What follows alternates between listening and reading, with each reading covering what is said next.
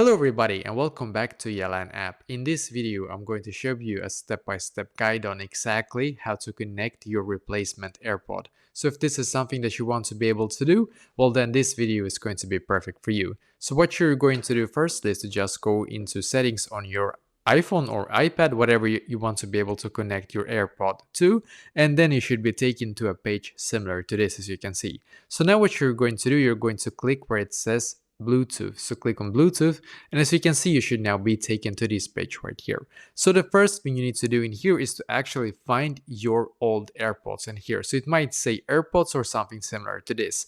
And then what you're going to do, as you can see, there's like an eye symbol. There's like a blue eye symbol, and then just click on it. And then what you're going to do with your old AirPods, you're going to click where it says forget this device, as you can see. So just click on forget this device.